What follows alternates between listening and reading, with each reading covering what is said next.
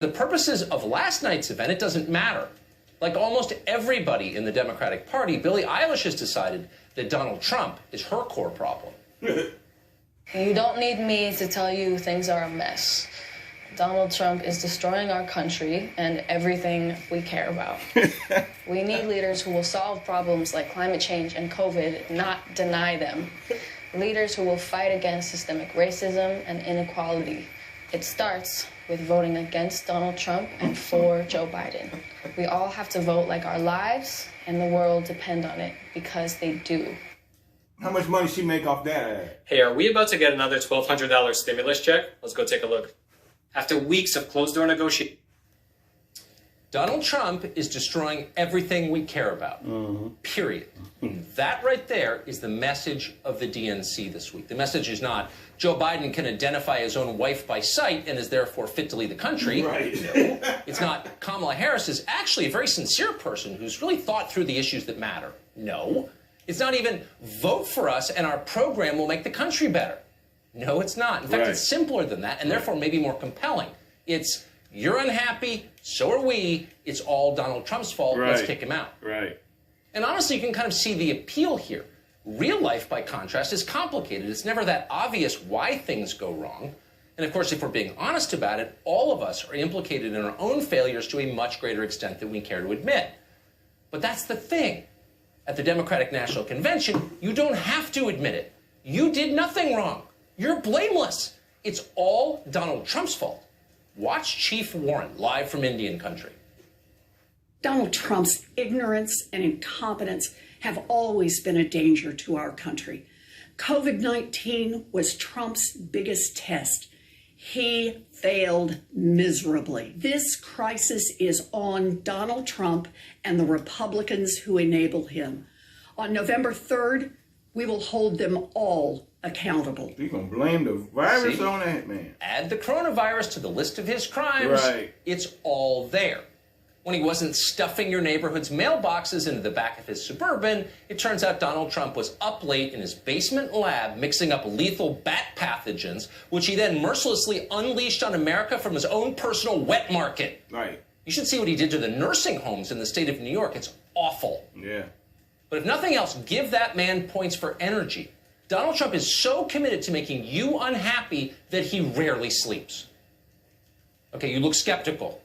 How could one man achieve so much global evil in a single 24-hour day? There just isn't time. When did he have a chance to call Vladimir Putin? And that's a fair point. It does sound unlikely. On the other hand, it's easier than the alternative explanations. Let's say you lost a presidential election that by any measure you should have won. Your husband was the president, you were up in the polls, but in the end it turned out that you were too entitled. You were too out of touch. Voters just didn't like you. It would be hard to admit that to yourself. It would be even harder to admit it to others. You might just prefer to blame Donald Trump. He must have cheated. It sounds like something he would do. I wish Donald Trump knew how to be a president, because America needs a president right now. Remember back in 2016 when Trump asked, what do you have to lose? Well, now we know. Our health care, our jobs, our loved ones. The DNC is the reason why the jobs is gone. Even our post office. You gotta be Don't fucking forget, kidding me. Joe and Kamala can win by 3 million votes and still lose. Take it from me. So we need numbers overwhelming, so Trump can't sneak or steal his way to victory. Oh, my God. See? Trump stole it, along with the mailboxes and the payphones. Of course he did. Donald Trump is such a bad person that the true scope of his diabolical awfulness is hard to describe. Maybe impossible to describe, like the concept of infinity. And in fact, maybe it's better not even to try to describe it. It's like when your grandmother got sick. No one wanted to say exactly what it was. The disease was too scary. Trump is that bad. The good news is, compared to Donald Trump, everybody else looks good. Even the worst people, maybe especially the worst people. And that's the beauty of it. Listen to how they're describing Teddy Kennedy at the DNC. I've admired Joe Biden since I was a Senate intern in 1974. He shared my Uncle Teddy's commitment to civil rights, women's rights, and working families. Uncle Teddy's commitment to women's rights. How did that go? You know? Women's rights. Okay. Oh, these fucking commercials. Who is it? Commercial! Kill both of us. Promise me something. Yeah? No? Freaking commercial! Right. Yes. The same Uncle Teddy who fled the scene of a drunk driving accident and left a young woman to drown slowly in the back seat. Right. The same Uncle Teddy who for decades chaired the Harvey Weinstein School of Dating. Yeah. Compared to Donald Trump, though, Uncle Teddy was a champion of women.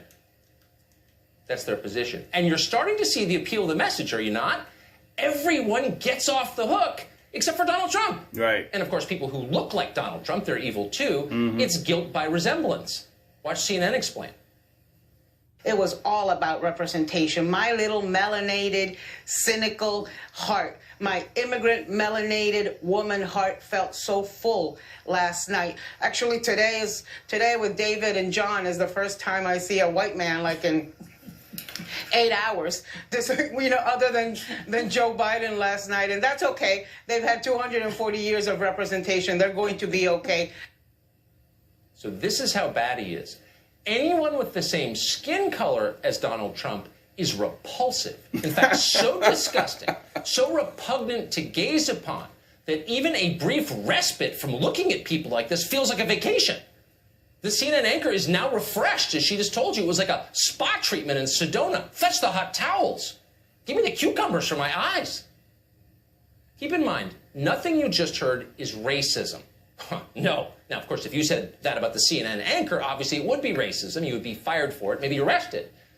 But the CNN anchor isn't Donald Trump, is she? No. She's not someone who looks like Donald Trump, is she? No. Okay, so it's fine. Just like drowning a woman in a car. It totally depends. Was Trump around? It's all about context. Eventually, Kamala Harris took the stage last night and continued this theme. Whatever else we are in the Democratic Party, and actually we're not going to tell you what we are, you don't need to know, we are definitely not Donald Trump.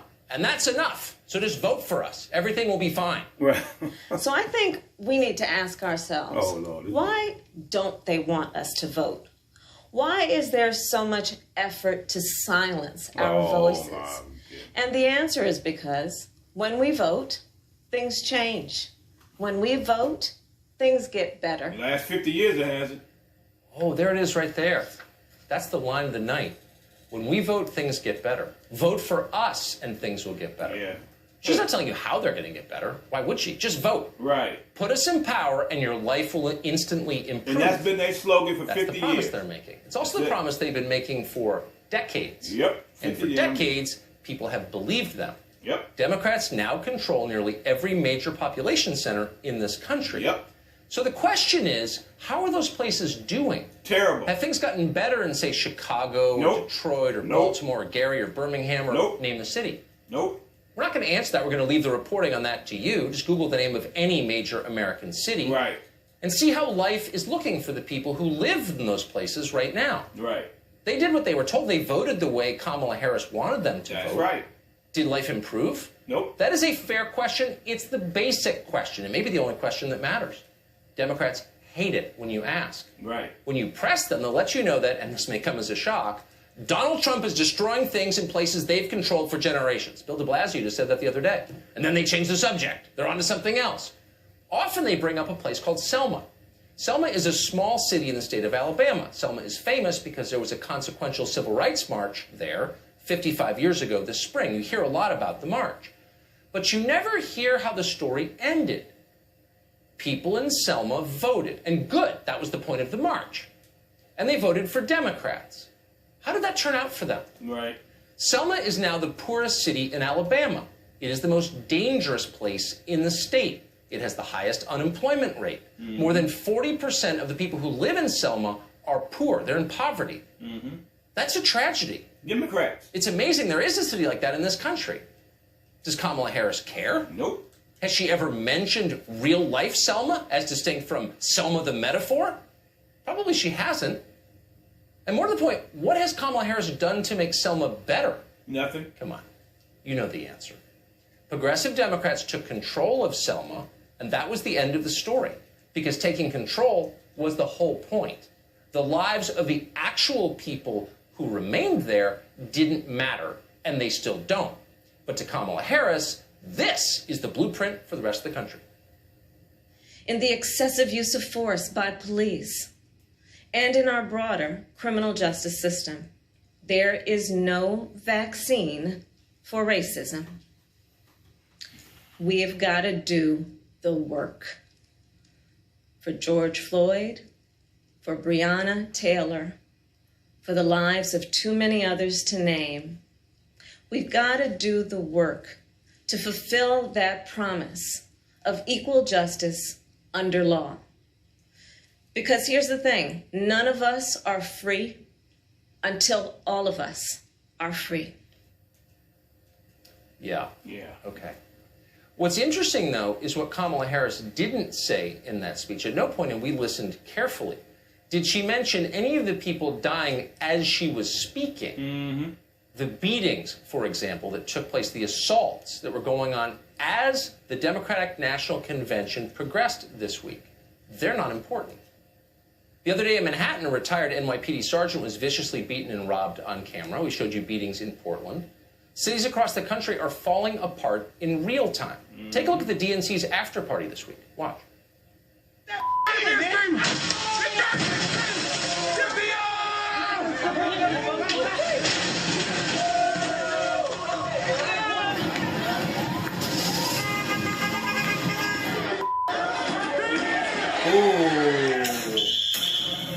This is literally the craziest stuff I've ever seen right now.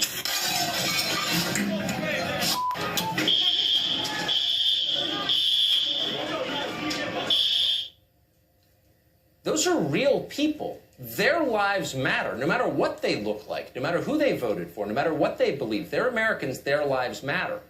And they're being hurt, in some cases killed, but they weren't mentioned. They haven't been mentioned all week at the Democratic National Convention. Why is that? Because the policies they're pushing are implicated in the violence you're watching. That's right.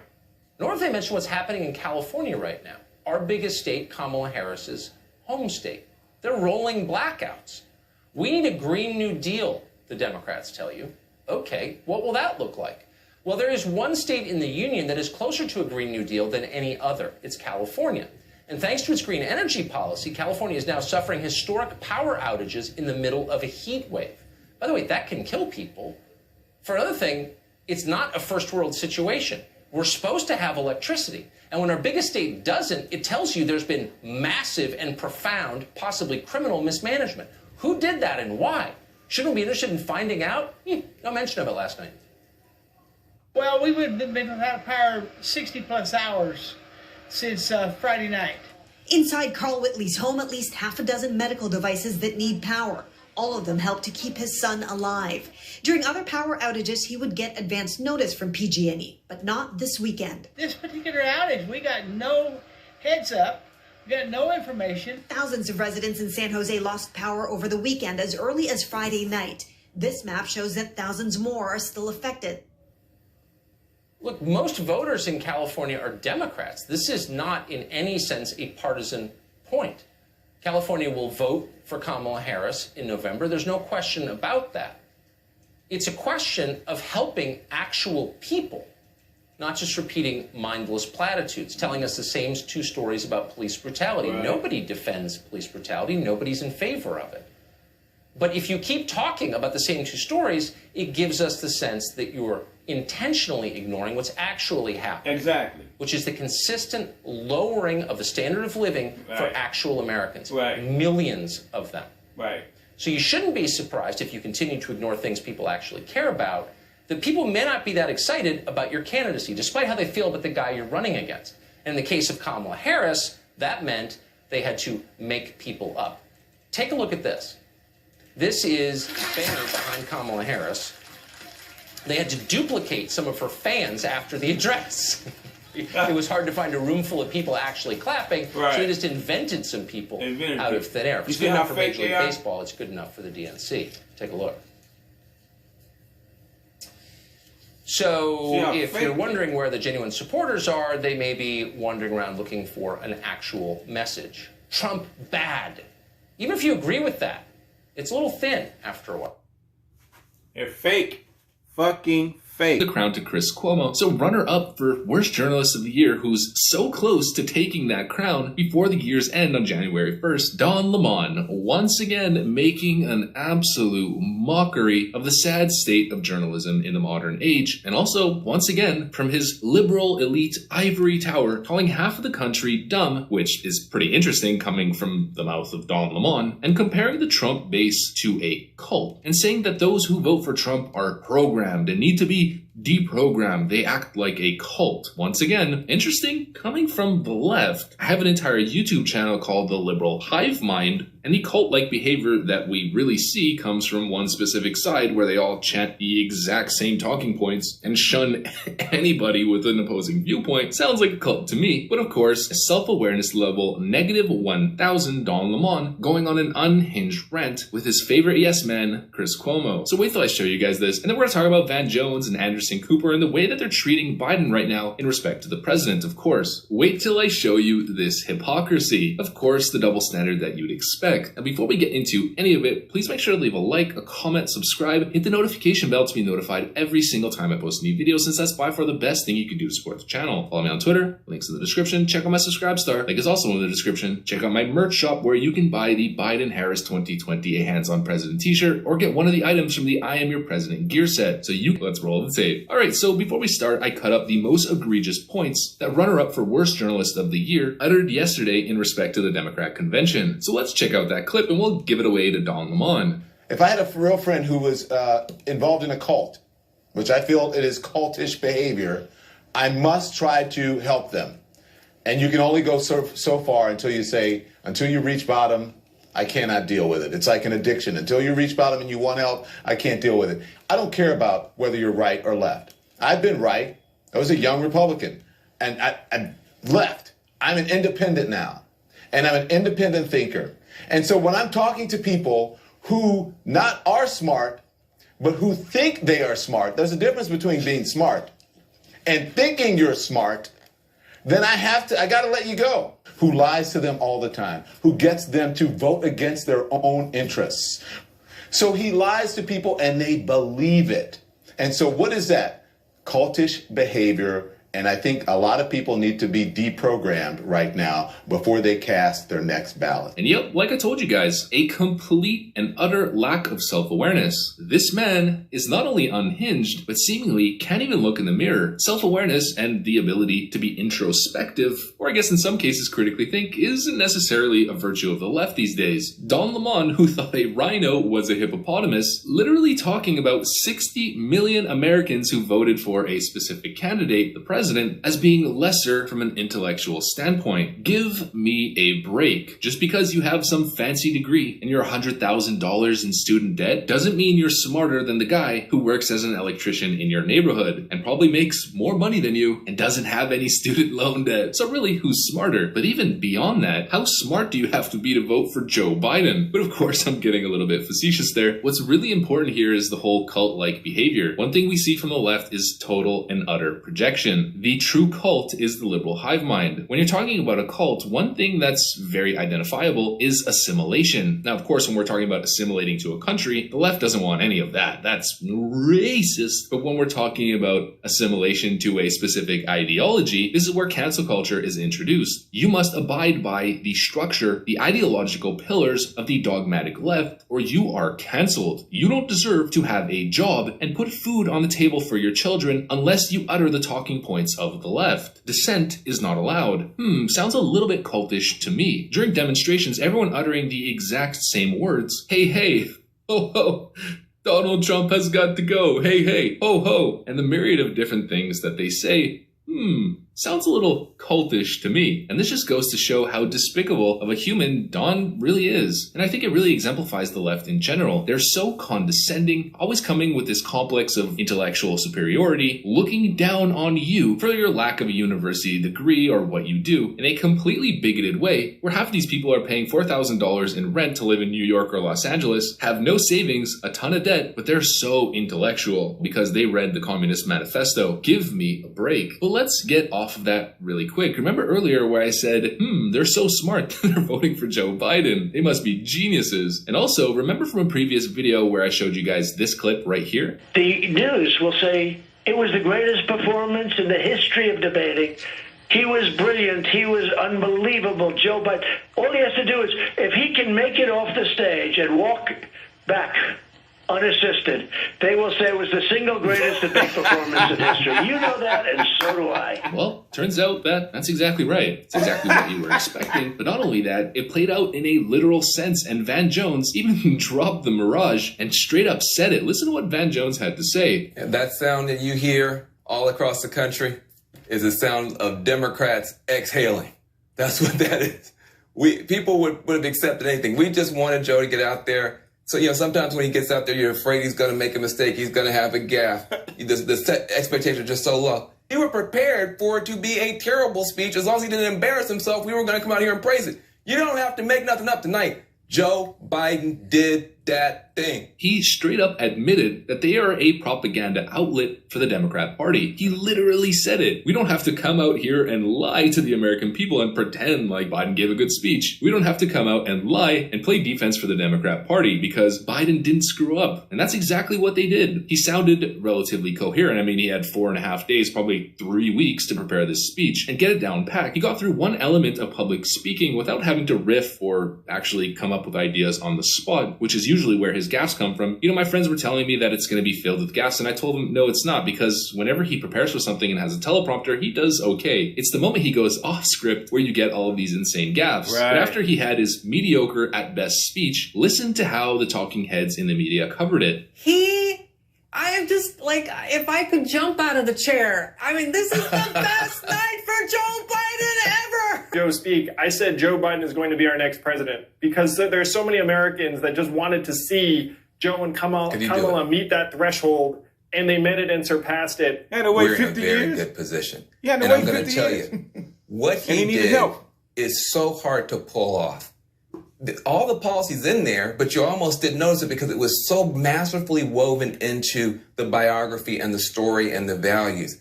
It's hard to do that, man. With Jacob may have been the best speech that Joe Biden ever delivered. Yeah, well, they are a number of remarkable speeches. They got nobody else to run against Trump, so they're going to run this motherfucker So the till he president dies. was completely right. He said, as long as Joe Biden just gets off the stage without help, the media is going to pretend as if it was the most monumental speech of all time, or the most incredible debate performance of all time. Right. Van Jones And said they go it, to and spin then it that he literally did exactly that, acting as if Joe Biden is some religious figure who's coming down to save America. Listen, he's had almost 50 years in office. He's had ample time to fix all of the problems that the Democrats are trying to use as leverage to get elected. He's not going to fix the problems. He is the problem. And that's really what Americans need to understand. That's right. But for the most part in this video, I think I showed you guys enough clips of these Democrat operatives disguised as journalists all over the media, talking heads, and you guys are smart enough to know exactly the points that I'm trying to make. I think I've spoken enough. The hypocrisy is real. The double standard is frankly disgusting. And all I gotta say to finish this is let's see what happens in November. Hopefully, the American populace can see right through this charade. That's what I got for you guys. If you enjoyed it, then please make sure to like, comment, subscribe, hit the notification bell to be notified every single time. Too many niggas Check out my merch shop. Too many niggas asleep. They're not going to understand it. They probably won't even watch my video or anything like that because them motherfuckers are asleep. I'm talking about their eyes are shut. They ain't paying attention because they're asleep. So when you asleep, you dream. And you dream, and a person can come in your room and whisper in your ear while you're dreaming, and whatever that person is saying will pop into your dream. So that's what they're doing to y'all. I need to wake up and see who it is whispering in your ear, the bullshit. Alright? You need to pay attention. Subscribe to my show, the Saxman Russaw Show. Hit the subscribe button, hit the like button. View all my videos, like my videos, dislike them, I don't care. But do what you gotta do. Support your boy Saxman. But pay attention to what I put up. And think, use your brain. Don't just follow like a sheep. Okay? It's your boy Sax. I love you. Take care of yourself.